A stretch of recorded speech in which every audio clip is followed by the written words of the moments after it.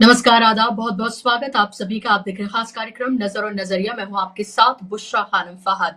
अगर किसी एक नेता, किसी एक शख्स, किसी एक लीडर से पूरी भारतीय जनता पार्टी और आरएसएस खौफ खाती है, तो उसका नाम है राहुल गांधी। जी हाँ, राहुल गांधी ही हैं जो भारतीय जनता पार्टी और आरएसएस की विचारधारा, उनके किए गए कामों और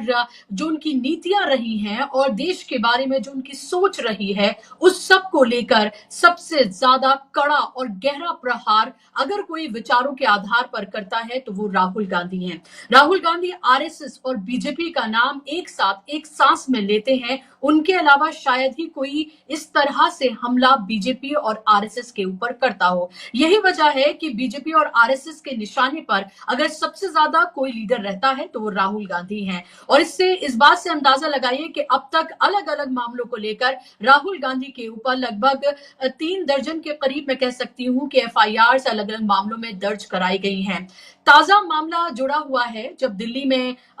जो हेडक्वार्टर है कांग्रेस का, उसका इनॉग्रेशन था और उस वक्त राहुल गांधी वहां बैठे अपने कार्यकर्ताओं और नेताओं को, देश को संबोधित कर रहे थे। उस वक्त उन्होंने एक वर्ड का इस्तेमाल किया, वो था इंडियन स्टेट। उन्होंने कहा कि हमारी लड़ाई सिर्फ बीजेपी आरएसएस से भी नहीं है, इंडियन स्टेट से भी है। और इंडियन स्टेट से उनका मतलब था राज्य सरकार, यानी कि उनका मतलब था जो सरकार अभी है उससे और उनके अंडर में आने वाली तमाम संवैधानिक संस्थाओं से। और वो उस वक्त बात कर रहे थे विधानसभा और लोकसभा में हुई चुनावी धांधली को लेकर, चुनावी प्रक्रिया को लेकर। और उसकी बात करते हुए उन्होंने जिक्र किया था इंडियन स्टेट का, जिसको भारतीय जनता पार्टी, जो कि इस बात की माहिर है, उसने अपने तरीके से इसको इंटरप्रिटेट किया और लगातार राहुल गांधी के खिलाफ एक तरह की एक नफरत भरी कैंपेन जो लगातार वो करती रहती है अलग अलग चीजों को लेकर, इस मामले को लेकर भी शुरू की गई और उन्हें देशद्रोही तक कहा गया,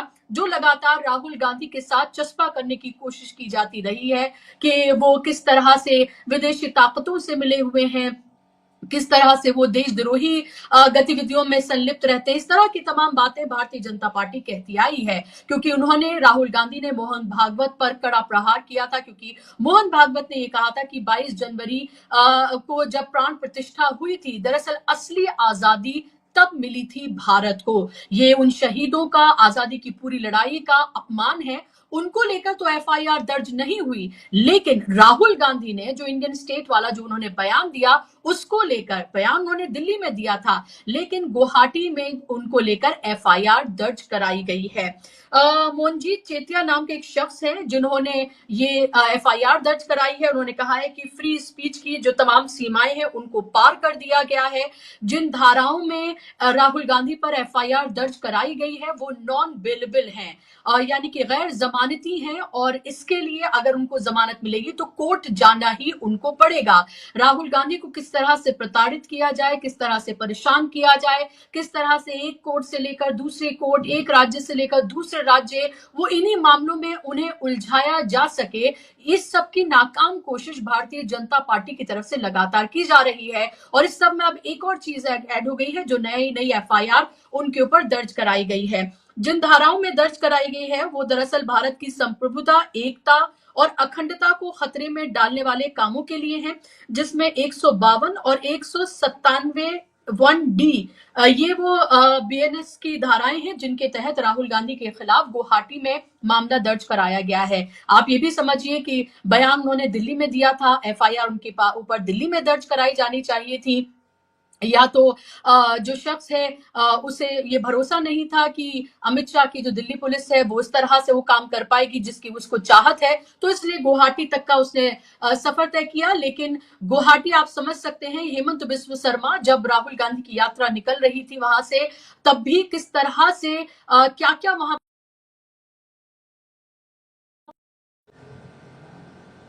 माफ कीजिएगा, तब भी क्या क्या किया गया था इसको आप समझ सकते हैं। और यही वजह है कि गुवाहाटी चुना गया है। अब मैं आपको ये भी बता दूं कि राहुल गांधी लगातार संविधान और लोकतंत्र से जुड़ा मुद्दा, संविधान को बचाने की लड़ाई, विचारों की लड़ाई, ये सब जो है, ये लगातार इसको लेकर अपनी आवाज बुलंद किए हुए हैं। विचारों की एक लंबी लड़ाई राहुल गांधी लड़ रहे हैं। इस सिलसिले में आपको पता ही है कि अमित शाह ने जिस तरह का बयान दिया था, उसके बाद जय बापू, जय भीम, जय संविधान, ये लगातार कैंपेन चलाया जा रहा है। और इसमें अलग अलग तरह से यात्राएं निकाली गई और रैलियां की गई। और अब इस में राहुल गांधी एक यात्रा की शुरुआत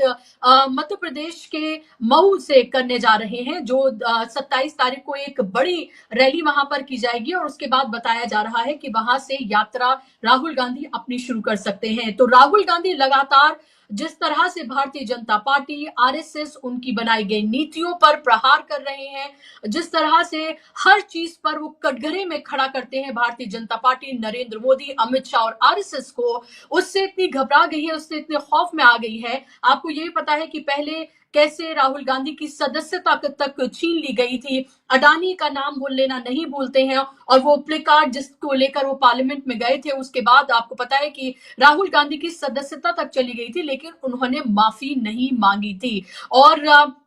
अब इस मामले पर भी लगता है, क्योंकि राहुल गांधी ने जो कहा उसमें कुछ गलत नहीं है, और यही वजह है कि राहुल गांधी किसी भी तरह से इस मामले पर झुकने के लिए तैयार नहीं है। इसलिए उनके ऊपर एक के बाद एक एफआईआर जो है अलग अलग मामलों में दर्ज कराई जा रही है, ताकि उनकी सदस्यता एक बार फिर से खतरे में पड़ जाए, ताकि उनको परेशान किया जा सके। क्योंकि जिस तरह से वो लगातार सरकार को, उनकी नीतियों को कटघरे में खड़ा कर रहे हैं। अभी भी आप ये देखिए कि एम्स वो गए थे देर रात, और वहां जाकर जो मरीज हैं, जो परिजन हैं, जो दूर दराज इलाकों से आते हैं, उनसे उन्होंने रात में जाकर मुलाकात की थी। और उनकी पूरी की पूरी जो परेशानियां हैं, जो दर्द है, जो तकलीफ है, और जो स्वास्थ्य सेवाएं हैं, उनकी पोल सरकार की खोली थी। और उसको लेकर उन्होंने वीडियो भी जारी की थी। और आज उन्होंने राज्य और केंद्र सरकार को, स्वास्थ्य मंत्रालय को उन्होंने चिट्ठी भी लिखी है। और ये एफआईआर जो दर्ज कराई गई है, इसको लेकर क्या कुछ कहा है प्रमोद तिवारी ने, सुनिए आप जरा। कांग्रेस के नेता प्रमोद तिवारी क्या कुछ कह रहे हैं। कांग्रेस के लीडर्स जो ये टिप्पणी दे रहे हैं, ना उनको हिस्ट्री का ज्ञात है और ना उससे कोई लेना देना। मुझे लगता है भाजपा इतिहास को तोड़ना मरोड़ना चाहती है, और कांग्रेस पार्टी प्रतिबद्ध है, कटिबद्ध है, कृत संकल्पित है, और राहुल गांधी खास तौर से, कि हम संविधान और संवैधानिक संस्थाओं की रक्षा करेंगे। तो राहुल गांधी ने क्या कहा, मैं तो खुद वहां मौजूद था। उन्होंने जिस तरह संवैधानिक संस्थाओं द्वारा संविधान की भाजपा के इशारे पर, सरकार के इशारे पर पालन नहीं हो रहा है, उसकी ओर उंगली उठाई। वो उनका कर्तव्य है, उनका फर्ज है। एक नेता विरोधी दल नहीं उठाएगा तो कौन उठाएगा? अगर संविधान, तो उन्होंने जो कुछ राहुल गांधी ने कहा, उस संविधान की रक्षा के लिए, संविधान के जिस तरह दुरुपयोग हो रहा था उसके खिलाफ, भारत के संविधान को, भारत की संवैधानिक संस्थाओं द्वारा जिस तरह तोड़ा जा रहा है, एक बहादुर निडर आदमी उठा। और फिर भाजपा, जहां उनकी राज्य सरकार होती है, वो इतना राहुल गांधी से डरते हैं, घबराते हैं कि मुकदमे उन पर कर देते हैं। हमने देखा था सदस्यता समाप्त करने के लिए वो बात की गई थी, पर यहां तो कुछ संविधान का उल्लंघन हुआ ही नहीं। तो आपने यहाँ पर प्रमोद तिवारी को सुना, और सीधे तौर पर उन्होंने कहा कि मैं वहां पर था। इस तरह की कोई बात उनकी तरफ से नहीं कही गई है जो कहा जाए कि संविधान का उन्होंने उल्लंघन किया है। यानी कि जो मामला राहुल गांधी खुद उठा रहे हैं, उसी पर ही उनको घेरने की पूरी कोशिश है, पूरी की पूरी कवायद है, ताकि राहुल गांधी को हर तरीके से परेशान किया जा सके। क्योंकि लगातार आप ये देखिए कि जिस तरह से वो लोगों के बीच जाकर संवाद कर रहे हैं, लोगों से बात कर रहे हैं, लोगों से जुड़ रहे हैं, हर तबके से जाकर वो जिस तरह से बात करते हैं, और जिस निडरता से वो बीजेपी और आरएसएस को आड़े हाथों लेते हैं, उनकी नीतियों पर जिस तरह से सवाल खड़ा करते हैं, ऐसा कोई और करता हुआ नजर नहीं आता है। और बीजेपी को अगर सबसे ज्यादा, आरएसएस को अगर सबसे ज्यादा किसी एक नेता से डर है, परेशानी है, खौफ है, तो वो राहुल गांधी हैं। यही राहुल गांधी और इंडिया गठबंधन है। आपको याद होगा कि 400 पार की बात करने वाले नरेंद्र मोदी को 240 पर सिमटा दिया था, और अब चुनाव की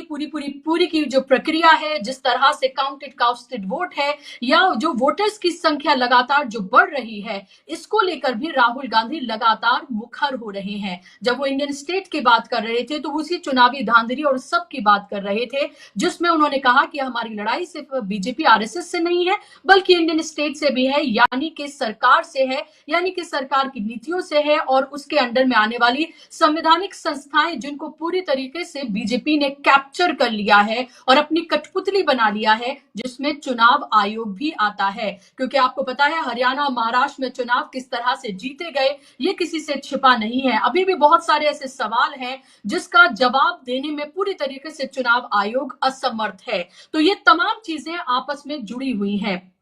ऐसे में कल जय भीम जय बापू और जय संविधान के बैनर तले एक बड़ी रैली बेलगावी में की जा रही है, और जो कि पहले होनी थी लेकिन डॉक्टर मनमोहन सिंह के निधन की वजह से उसको पोस्टपोन कर दिया गया था और अब वो कल की जाएगी। और इसके बाद 27 तारीख को मध्य प्रदेश के मऊ में एक बड़ी रैली होने जा रही है और उसके बाद ये बताया जा रहा है कि जय भीम जय बापू और जय संविधान इसके बैनर तले राहुल गांधी एक यात्रा निकालेंगे। आपको पता है कि राहुल गांधी ने भारत जोड़ो यात्रा, भारत जोड़ो न्याय यात्रा तो निकाली ही, लेकिन उसके बाद लगातार जिस तरह से वो लोगों से संवाद करते रहे, उनकी यात्रा कभी खत्म नहीं हुई, कभी रुकी नहीं। वो इससे कांग्रेस में एक नई जान तो फूंक ही रहे हैं, लेकिन देश में एक ऑल्टरनेटिव पैदा कर रहे हैं कि जो ये सवाल लगातार पूछा जाता था कि if not Narendra Modi then who, उसका जवाब बनकर राहुल गांधी एक चेहरे के तौर पर उभरे हैं। राहुल गांधी पर करोड़ों रुपए खर्च किए उनको पप्पू बनाने के लिए, उनकी इमेज को खराब करने के लिए, लेकिन उसमें पूरी तरीके से नाकाम बीजेपी साबित हुई और एक पॉलिटिकल हीरो के तौर पर राहुल गांधी उभरे। और यही सबसे बड़ी परेशानी है बीजेपी और आरएसएस के लिए, और यही वजह है कि वो अलग अलग वजहों से राहुल गांधी के ऊपर इस तरह से एफआईआर करते रहे हैं। आपको ये भी याद होगा कि पार्लियामेंट में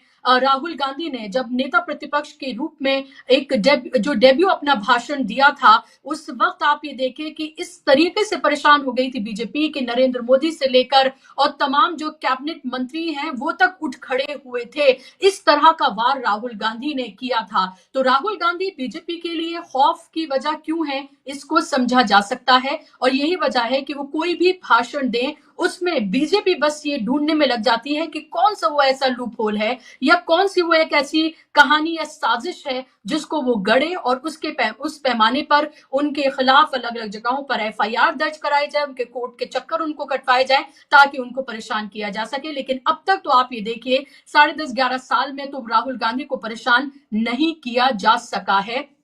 वो जिन बातों पर, जिन मुद्दों पर अडिग थे, वो अभी भी उन्हीं पर ही अडिग हैं, और यही बीजेपी की सबसे बड़ी परेशानी की वजह इसको माना जा सकता है। और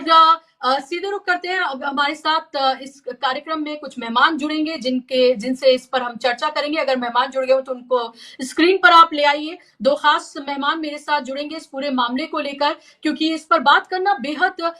जरूरी है कि बहुत जरूरी है। जाहिर सी बात है कि कैसे इस पूरे मामले को तूल दिया जा रहा है बीजेपी की तरफ से, और लगातार ये मामला जो है उसको बढ़ाया जा रहा है ताकि राहुल गांधी जिस संविधान की या लोकतंत्र को लेकर जो लगातार जो लड़ाई लड़ रहे हैं, संविधान को बचाने की जो लड़ाई लड़ रहे हैं, उसमें उन्हीं को घेरा जाए। आपको ये पता ही होगा कि राहुल गांधी ने अभी भाषण दिया था और उसमें उन्होंने कहा था, जब वो भाषण दे रहे थे तो उन्होंने कहा था कि ये जो संविधान है इसको 240 पर सिमटने के बाद माथे से लगाया था प्रधानमंत्री ने, वो दरअसल इसको उठाकर फेंकना चाहते थे, लेकिन लोगों ने बता दिया कि अगर आप इसको उठाकर फेंकेंगे तो हम आपको उठाकर फेंक देंगे। तो राहुल गांधी जब इस तरह के सख्त अल्फाज का इस्तेमाल करते हैं तो आप ये समझिए वो कितना तकलीफ नरेंद्र मोदी को, अमित शाह और आरएसएस को देता होगा, इससे आप समझ सकते हैं। और जो मोहन भागवत ने बयान दिया था जिसमें उन्होंने ये कहा था कि दरअसल जब राम मंदिर की प्राण प्रतिष्ठा हुई थी उस वक्त असली आजादी देश को मिली थी। आप ये समझिए कि कितना कितना बड़ा अपमान उन्होंने उस आजादी की पूरी जंग का जो हमारे तमाम जो योद्धा हैं उन्होंने लड़ी, जो शहीद थे उनका कितना बड़ा अपमान किया गया और उसको लेकर किसी भी तरह से कोई मामला दर्ज नहीं किया गया। कोई और देश होता तो शायद इस तरह के बयान देने पर उनके ऊपर सख्त मामलों में केस दर्ज होता और इसमें हम कांग्रेस की ढिलाई भी मान सकते हैं, क्योंकि आप ये देखिए कि कोई ऐसी बात राहुल गांधी ने नहीं की लेकिन अपने हिसाब से उस पूरे मामले को तोड़ मरोड़ कर पेश किया गया और उस पर एफआईआर दर्ज करा दी गई। लेकिन जहां असल में ऐसा होना चाहिए था वहां कांग्रेस की ढिलाई हम मान सकते हैं कि कांग्रेस ने वहां पर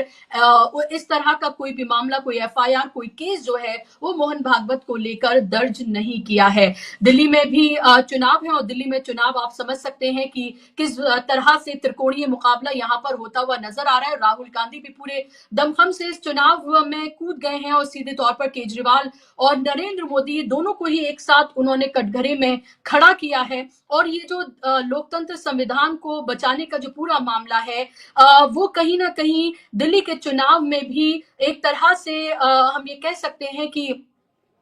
एक मुद्दा बनता हुआ नजर आ रहा है। खास तौर पर एक बड़ा तबका जो एससी वोटर्स का है, जो झुग्गी झोपड़ियों में और जगहों पर जो रहता है, उनके लिए ये बड़ा मामला है। अंबेडकर पर अमित शाह ने जो बयान दिया उस पर पहले से ही वो घिरे हुए हैं और हाल ही में राहुल गांधी जिस तरह से बिहार गए और बिहार में जाकर लालू प्रसाद यादव, तेजस्वी यादव, उनके परिवार से जो उन्होंने मुलाकात की और वहां पर राहुल गांधी ने जो बयान दिया और उस बयान में सीधे तौर पर उन्होंने ये चेता दिया कि नीतीश कुमार के लिए भी बिहार की जो पूरी लड़ाई है वो बेहद मुश्किल होने जा रही है अगर वो बीजेपी के साथ मिलकर अगला चुनाव लड़ते हैं, क्योंकि अति पिछड़ा दलित, महादलित, ये वो तमाम वोट बैंक है जो नीतीश कुमार का भी बड़ा वोट बैंक है। और वहां पर बिहार में जाकर भी, पटना में भी जाकर राहुल गांधी ने वहां की एनडीए सरकार को भी ललकारा और ये बताया कि इस साल के आखिर में जो चुनाव होने जा रहे हैं बिहार में वो कैसे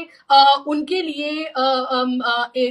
नीतीश कुमार के लिए परेशानी का सबब इसलिए भी हो सकते हैं, एंटी इनकम्बेंसी तो है ही उनके साथ साथ, और साथ ही साथ ये जो मुद्दे हैं जो अमित शाह ने बयान दिया है, मोहन भागवत ने जो बयान दिया है, इसको लेकर नीतीश कुमार ने अभी कोई प्रतिक्रिया तो नहीं दी है, लेकिन ये जरूर है कि इलेक्शन कैंपेन जैसे ही शुरू होगा इस सब का जवाब उनसे जरूर माना जाएगा। और ये भी साफ तौर पर बता दिया कि इंडिया गठबंधन, जिसको बिहार में महागठबंधन कहते हैं, वो मजबूती से लड़ता हुआ नजर आ रहा है।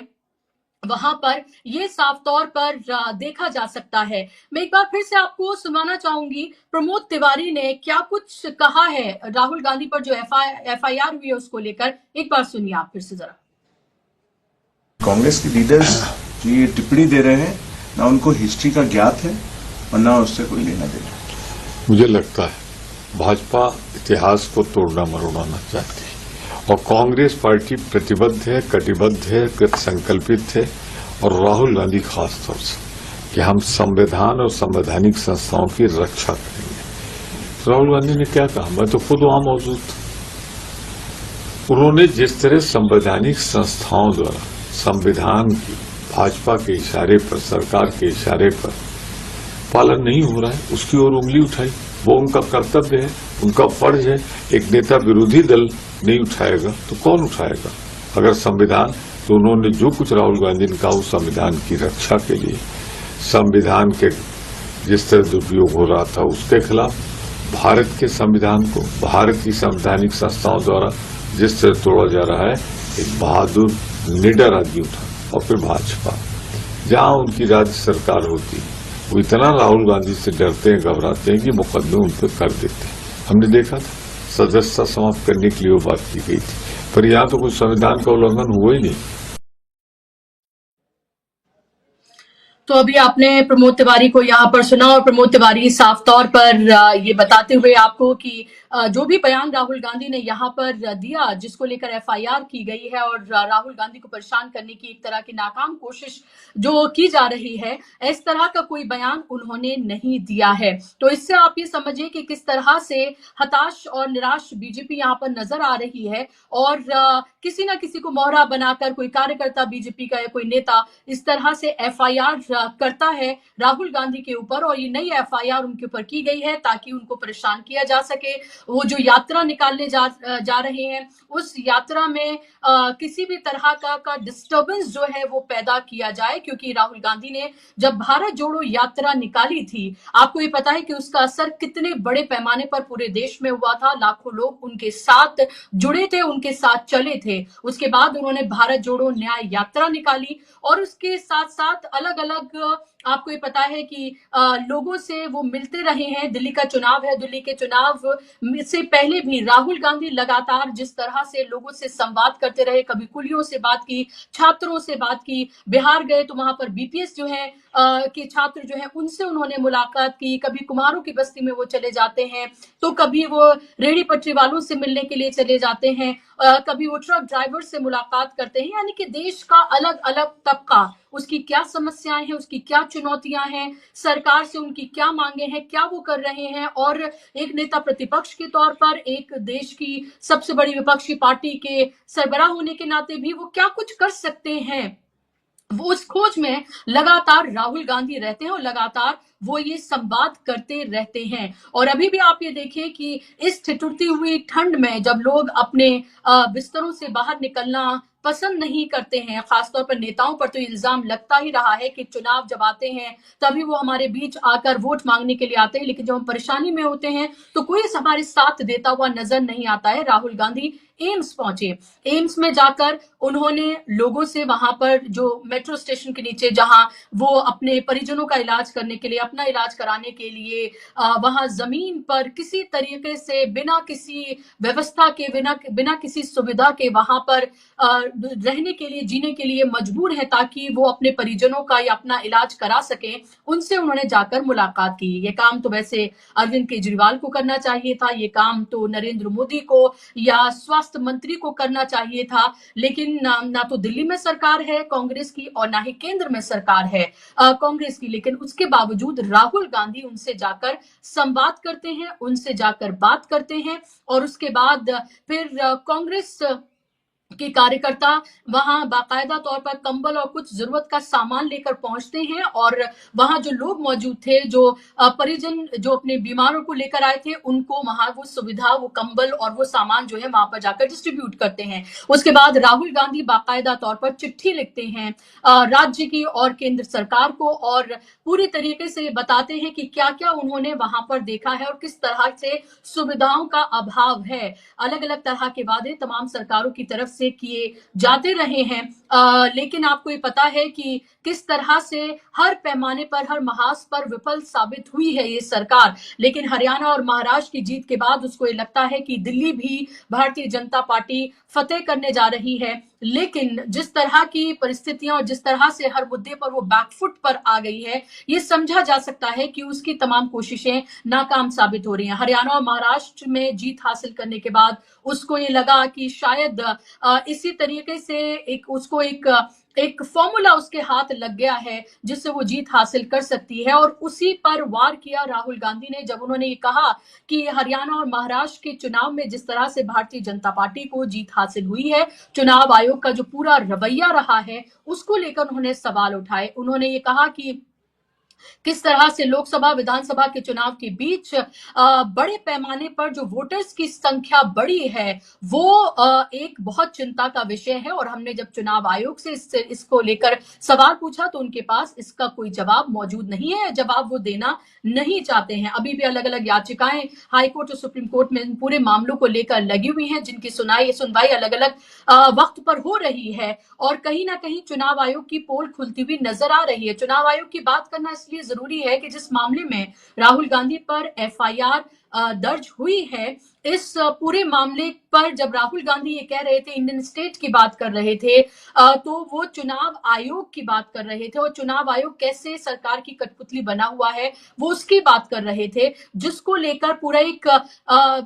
तरह का नफरती भरा कैंपेन जो है वो चलाया गया। जेपी नड्डा ने बाकायदा तौर पर लंबा चौड़ा इसको लेकर ट्वीट किया, तमाम तरह की बातें उन्होंने कही और लिखी, जिसमें ये बताया गया कि कैसे राहुल गांधी इंडियन स्टेट के खिलाफ ही जंग जंग छेड़ने की बात कर रहे हैं। तो ये हमेशा से बताना कि राहुल गांधी विदेशी ताकतों के साथ जुड़े हुए हैं, वो देशद्रोही हैं, वो पाकिस्तान परस्त हैं, वो देश के बारे में नहीं सोचते हैं, कभी उनको चाइना का एजेंट बता दिया जाता है, कभी उन्हें पाकिस्तान परस्त बता दिया जाता है। तो ये तमाम चीजें उनके साथ होती रही हैं। और हमारे साथ अमलेंदु उपाध्याय जी जुड़ गए हैं, हमारे ऑनलाइन एडिटर। अमलेंदु जी, स्वागत आपका। और अगर आपको मेरी आवाज मिल रही है तो मेरा आपसे सवाल, ये जो पूरा का पूरा राहुल गांधी को लेकर एक तरह से हम कह सकते हैं नफरती भरा कैंपेन तो शुरू किया ही गया है, लेकिन ये जो एफआईआर उनको लेकर की गई है, इसका मकसद आप क्या देखते हैं? देखिए बुशरा जी, इसका मकसद तो समझ में आया है, किसी भी तरीके से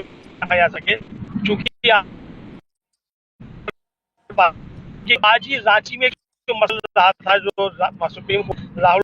गांधी की एक बड़ी जीत है, रांची में भी अमित शाह के हानि को लेकर एक वहां भाजपा नेता है, उन्होंने मुकदमा दायर किया हुआ था, उस पर सुप्रीम कोर्ट ने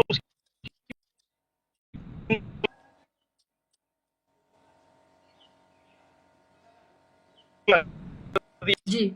किया गया। यही है कि किसी भी तरीके से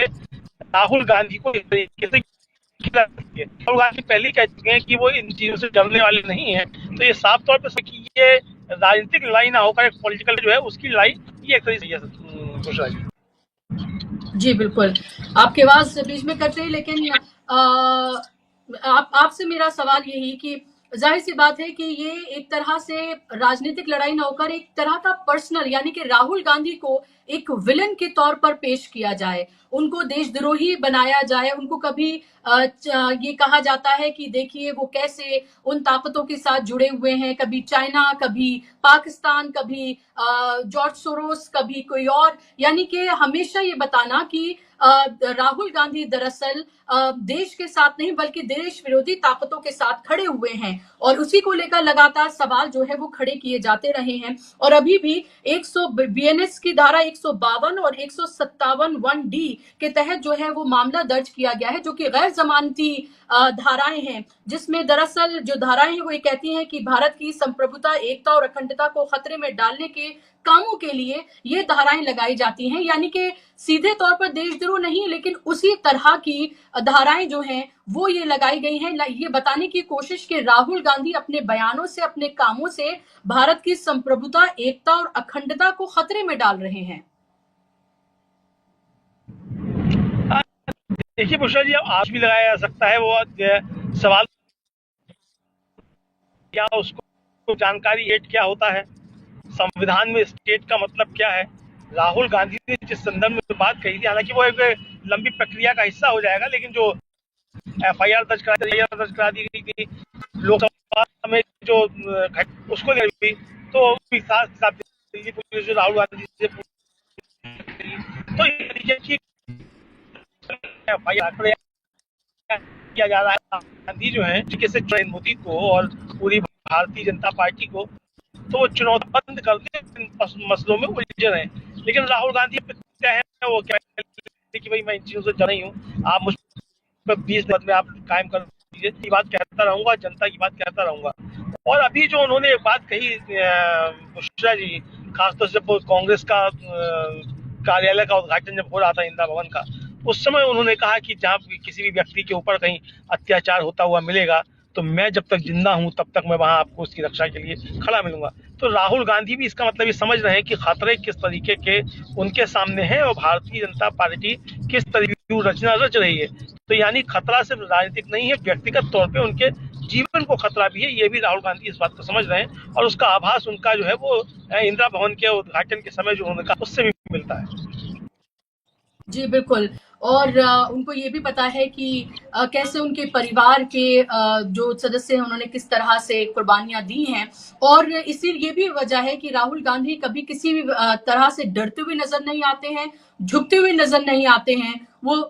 हमेशा ये बात वो हमेशा कहते रहे हैं। हमें वो नहीं भूलना चाहिए जब राहुल गांधी को लेकर मोदी वाले बयान पर जिस तरह से उनको घेरा गया था और माफी मांगने के लिए कहा गया था, राहुल गांधी ने माफी नहीं मांगी थी। और राहुल गांधी अडानी को लेकर लगातार मुखर रहे हैं और उन्होंने कैसे प्ले कार्ड जो दिखाए थे, उनकी सदस्यता तक चली गई थी। तो राहुल गांधी को सत्ता का लालच नहीं है, ये तो साफ तौर पर दिखता है। वो विचारों की लड़ाई लड़ रहे हैं। वो हिंदुस्तान जिसकी कल्पना की गई थी, जो जिसकी वजह से ये पूरा का पूरा देश जो है वो आजादी की जिसने लड़ाई लड़ी, और एक जो एक पूरी परिकल्पना है उसको लोगों तक पहुंचाने का जो पूरा काम है वो कर रहे हैं। लोकतंत्र संविधान को बचाने की पूरी लड़ाई जो है वो राहुल गांधी लड़ रहे हैं। क्या जिस तरह से अमलेंदु जी मुखर होकर राहुल गांधी अपनी बातों को रखते रहे हैं, मोहन भागवत से लेकर अमित शाह, आरएसएस सब पर जिस तरह का प्रहार करते हैं, क्या आपको यही सबसे बड़ी वजह लगती है कि उनको कटघरे में खड़ा किया जाता है, एफआईआर की जाती है, उनको इस तरह से परेशान किया जाता है? क्योंकि और किसी नेता के साथ तो ऐसा नहीं किया जाता है, और दिल्ली नहीं, एफआईआर गुवाहाटी में की जाती है ताकि उनको और ज्यादा परेशान किया जा सके, या उन पर हेमंत बिस्वा शर्मा पर भरोसा ज्यादा होगा, या उनको अपने आप पर भरोसा ज्यादा होगा, इसलिए भी ये हो सकता है। देखिए, एक तो बुशरा जी ये कि कानूनी मसला है। इस तरीके से रांची वाले मसले में सुप्रीम कोर्ट ने प्रोसीडिंग्स पर रोक लगाई है, उसी तरीके से इस पे भी सुप्रीम कोर्ट रोक लगा देगा। एफआईआर दर्ज कराना किसी भी व्यक्ति का अधिकार है, कोई भी दर्ज करा सकता है, लेकिन जब वो बात आगे बढ़ेगी तब जाके मालूम पड़ेगा कि उसमें क्या चीज बनती है, क्या नहीं। तो फिलहाल ये कि प्रयास जो है वो बातों से ध्यान भटकाने के लिए ये किया जा रहा है। खासतौर से जो मोहन भागवत ने बात कही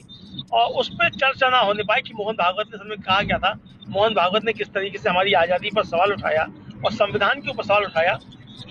उस पर चर्चा ना होने पाए, इसके लिए ध्यान भटकाने की भी कार्रवाई लगती है बुशरा जी।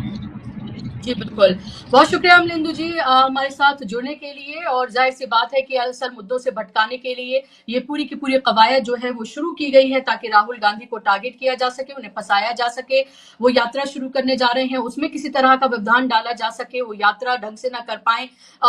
वो और उनको मुकदमों में, अदालती दावपेच में, सब में फंसाया जा सके। लेकिन ये सब पहले भी बीजेपी के जरिए किया जा चुका है, लेकिन राहुल गांधी पहले भी नहीं डरे थे और अब भी शायद ना डरे जिस तरह का उनकी पूरी पर्सनालिटी है। लेकिन देखना होगा कि मामला किस तरह से अब आगे बढ़ता है। आज इस कार्यक्रम में बस इतना ही। कुछ तकनीकी कारणों की वजह से जो आज हमारे मेहमान थे हमारे साथ जुड़ नहीं पाए, उसके लिए आप तमाम दर्शकों से माफी, और कोशिश करेंगे कि अपनी तकनीकी खराबी को दूर करें और हमारे साथ हमारे मेहमान अगले कार्यक्रम में हमारे साथ जुड़े। लेकिन फिलहाल के लिए इतना ही। नमस्कार।